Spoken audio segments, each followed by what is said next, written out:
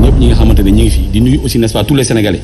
yoo xam ne ñu ñuy déglu ñu ngi seetaan émission bi te di ñaan yàlla li ñu fi wax nekk un débat boo xamante ne ce sera très constructif parce que njeexintal bi rek moom mooy Sénégal avancé waaw donc may féliciter aussi le président Macky Sall son excellence président de la République parce que dafa andi loo xam ne Sénégal lu mësta am un président de la République toog jël si moom la responsabilité wàññi li nga xam ne moom mooy ay njëkk benn par benn loolu dafa nekk loo xamante ne vraiment guléet la donc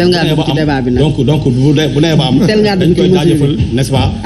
di ko féliciter di ko encourager tey wax ne ko ñi ngi derrière lui incha allah pour mu doxal alors merci yéex na koo def na ne bi nit ñi dee mu dox mais ba tey def nañ ko rek defagu leen dara da ngeen ay mesures kese annoncé pour le moment dafa mel ne professeur yow nuyu nga sa bopp professeur ziar nañu la namoon nañ la également ci waaw mais namoon naa leen dama ko doon dalal rek mais man Faty Abdou dinañ wax ci football parce que c'est vrai que le football c'est important mais man comme ab enseignant la dafa am loo xam ne dama ko bugg a wax d'abord di nuyu suma SG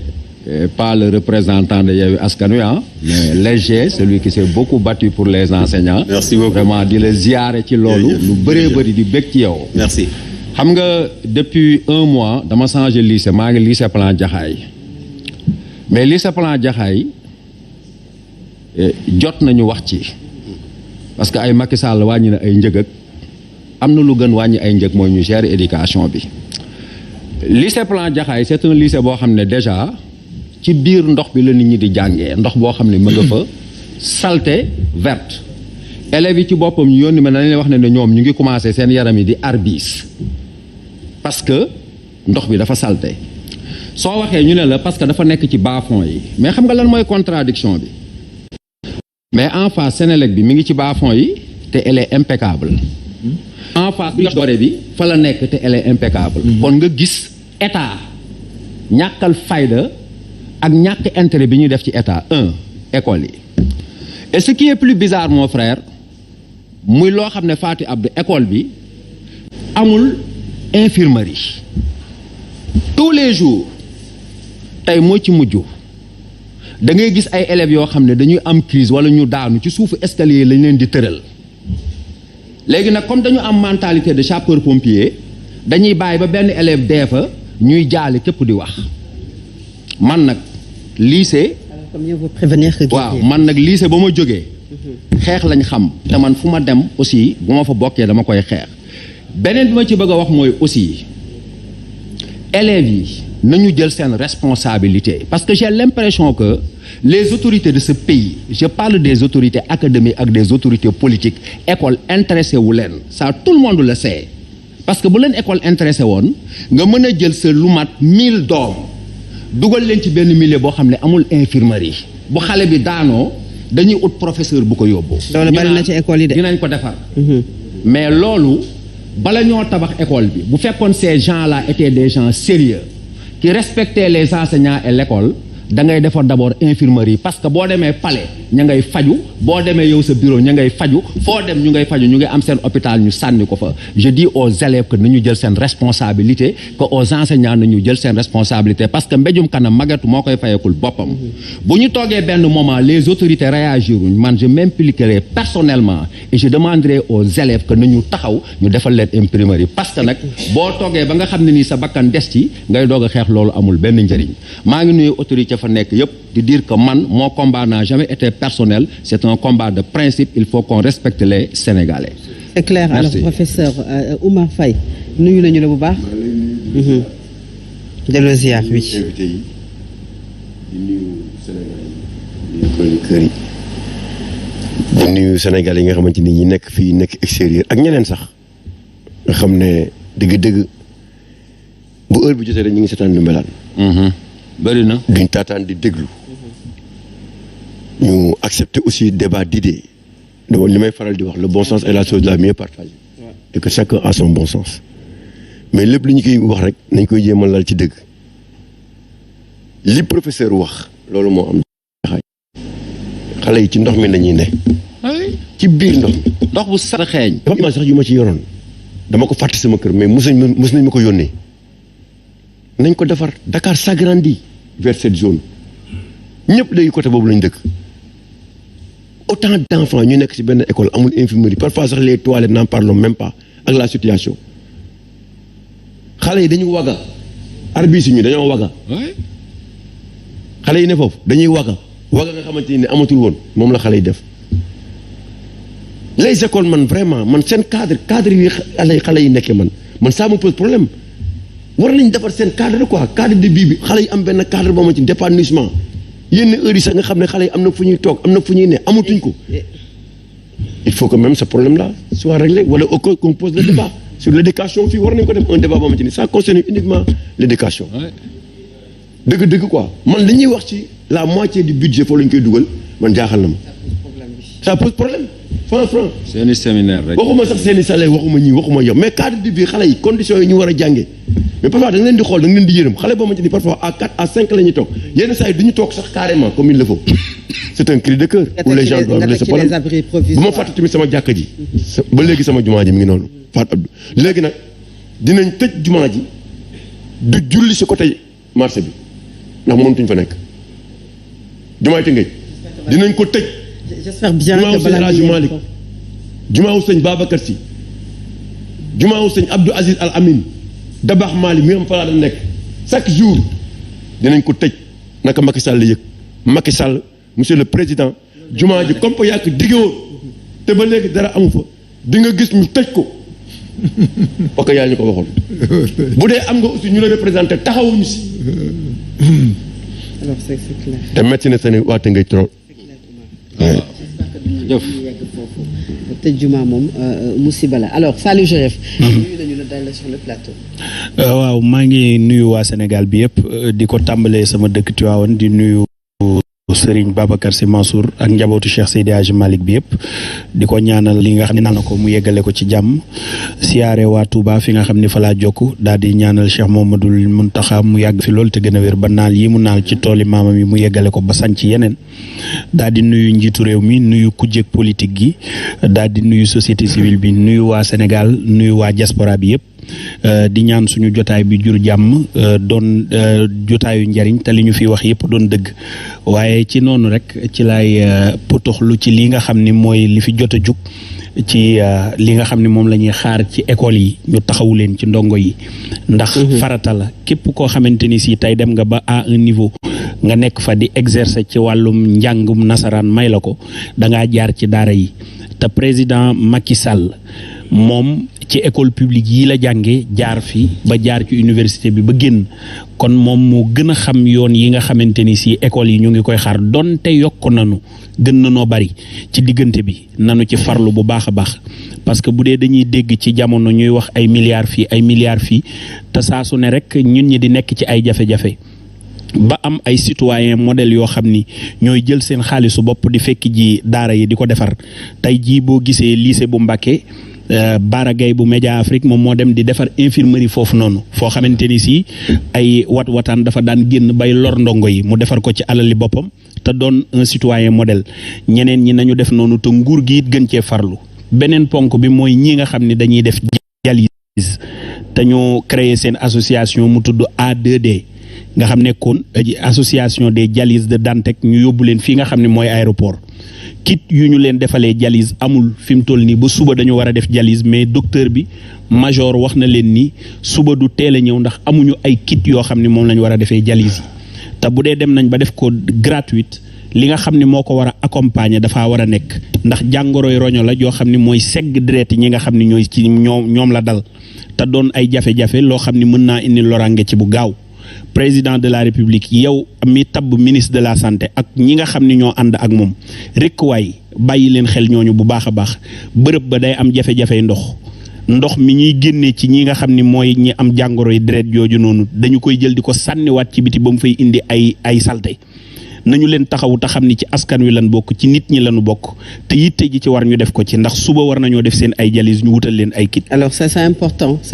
yooyu yëpp nga xam ne yëkkati nañu ko fi jëm ci njàng mi jëm ci également bërëbu jàmmu yàlla jëm fi nga xamante ne ñoom ñoo amee feebar ni mu ko waxee insuffisance rénale et que ñu gestuloon dina am solo te ñu ciy bàyyi xel saa su ne dañuy commencer par le sport wax ci wàllu football lu ñeel wàllu liste 26 joueurs yi xam nañu ko tey jii ci su bëccëg la ko Aliou Cissé le sélectionneur national daal di fësal li nga xam ne nag moo ci feeñ ñu mën ko ci wax li nga xam ne moom moo ci fës ñu mën ko ci wax bokk na ci li nga xamante ne aujourd'hui moom mooy Sadio Mané bi ñu wax ne dafa forfait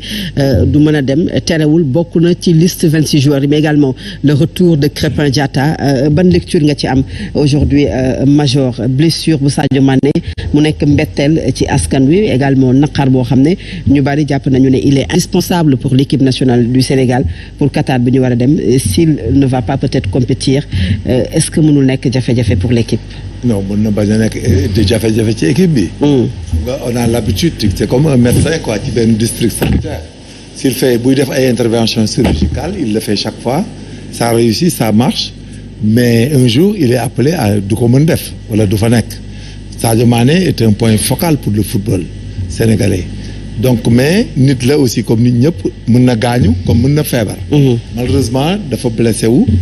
Et puis dara leeragut mën na am aussi mu ñëw sax wér balay match yi sax commencé mën na football mën na ñëw mais quand même pour encourager l'équipe et avoir am discours boo xam ne c'est positif benn nit du gagner football. Bien sûr équipe ba koy gagner quoi. Donc il faut qu'on prenne acte que malheureusement notre Sadio Mané dafa blessé wu. Mais xale yi nga xam ne dañ leen a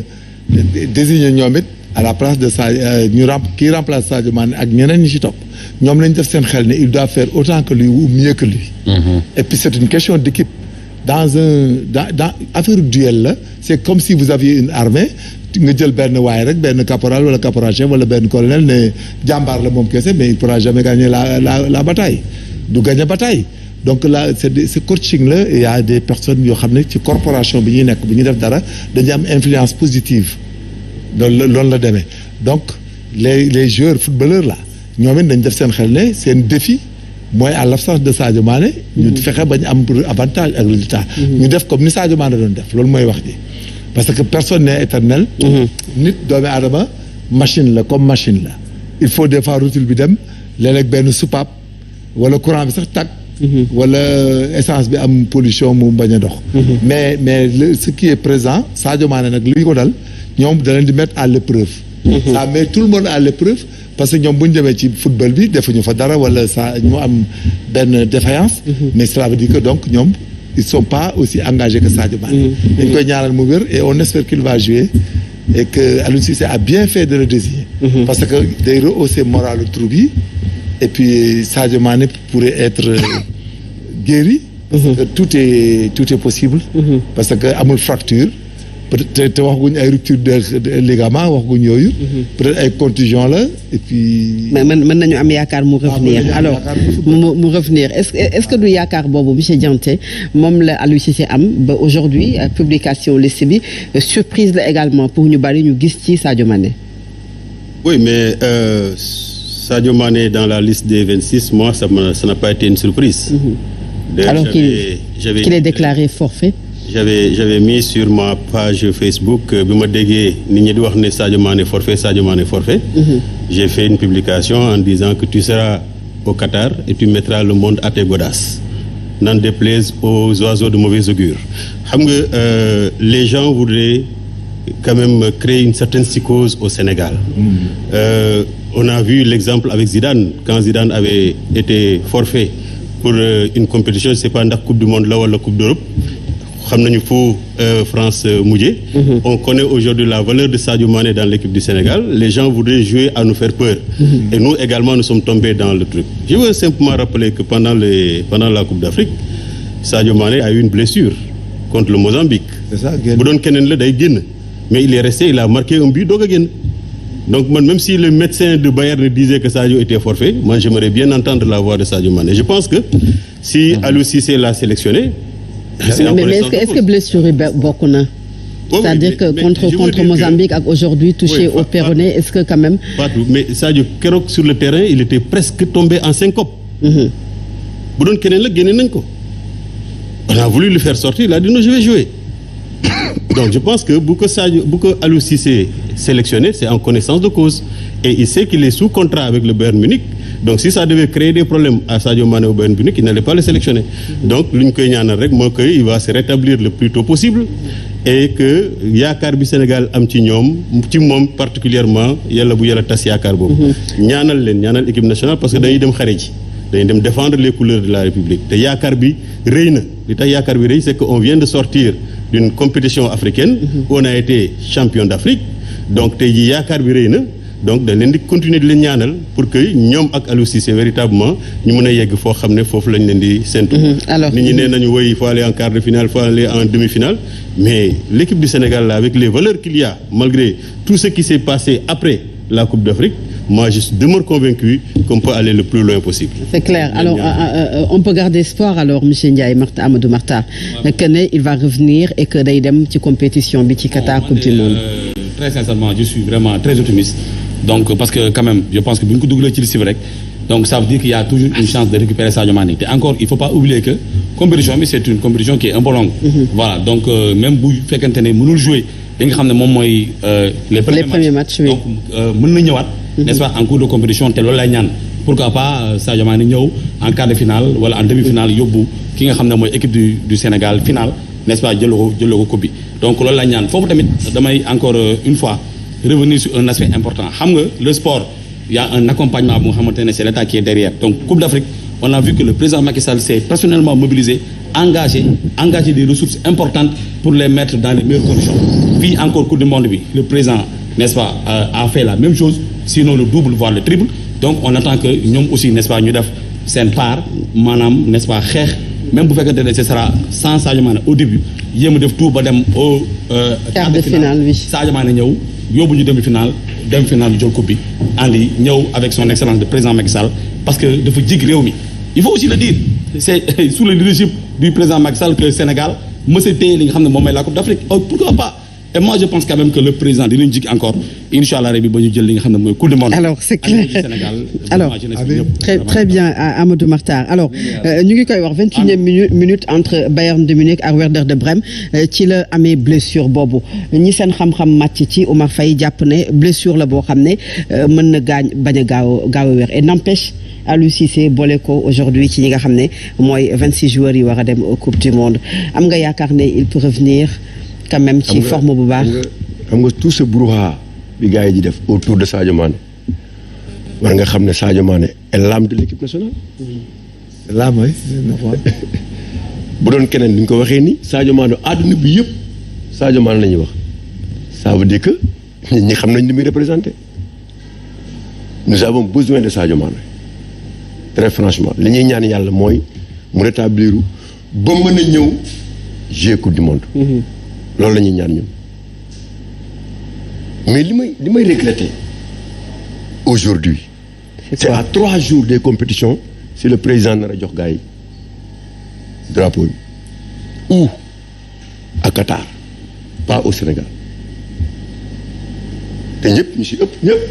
seen i dëkk lañ leen joxe seen coupe seen drapeau ñu dem seen dëkk pourquoi ñun amuñu ko. et qu'est-ce qui explique loolu. mais c'est grave neexuñu. C'est parce qu'il faut revoir le dictat des clubs européens. Il n'est pas question que suñu équipe di dem compétition mondiale ñuy toog à 3 jours ou 4 jours ñu door a libérer nos joueurs. C'est anormal. Et il revient à la fédération et aux autorités politiques qui sont là de régler ce problème. Absolument. Si à 2 semaines Sadio Mané était là peut-être du blessé wu. 2 semaines bu nekkoon fii kon du blessé wu. dina fekk mu revenir gars yi nekk fii di football sentir ko il faut que ce problème-là soit réglé pour que club yi nekk à l'extérieur moomuñu d'accord fa la ñuy gagner seen vie ça dañuy développer mais aussi moomuñu ba seen réew soxla au nom de la patrie on doit les laisser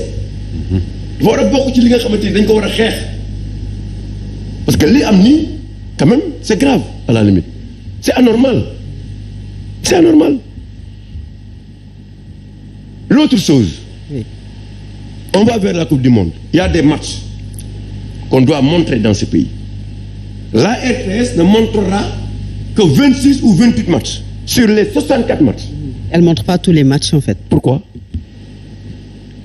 Pourquoi? Or, am na benn groupe bu nekk fii muy immédiat ñoom pare nañu à montrer tous les 64 matchs pour un montant inférieur au montant proposé par la RTS. Vous pensez que ça c'est sérieux? C'est pas normal, ouais. Vous pensez que ça c'est sérieux? yow ñii li ñu ko nar a jëndee moo gën a yomb. pare pour wane match yëpp 64 match yow li nga jëndee moo gën a cher te yow 28 match nga ñu wan la moo koy indi réew mi yaa li anormal dafa bëri. Il faut qu'on règle ça ces problèmes là. adduna bi yëpp ñi seen équipe dem coupe du monde yëpp ñu ngi taxaw moo tax Sénégal est-ce que sentir nga coupe du monde bi. effervescence bi nga amoon ni nga sentir woon mobilisation amoon autour de l'équipe durant les compétitions africaines amul sentiroo sax da ngay xool Sénégal yi sax nga xam ne lu mën demañu ko du monde et pourtant ni ko doon sentir. Je pense que ce genre de situation là gars yi war nañ ko régler mosuma gis coupe du monde wala compétition bu Sénégal dem bu ëpp bruit comme yi bruit yoo xamante ni amul benn sens yoo xamante ni amuluñ benn njariñ alors que instant yi war na fekk la Sénégal yëpp mobilisé wu prêt à accompagner l'équipe mais sentiruñu ko et c'est dommage. Alors professeur ñu ngi wax peut-être Sadio Mané mais également sànq maa ngi koy wax le retour de Crépin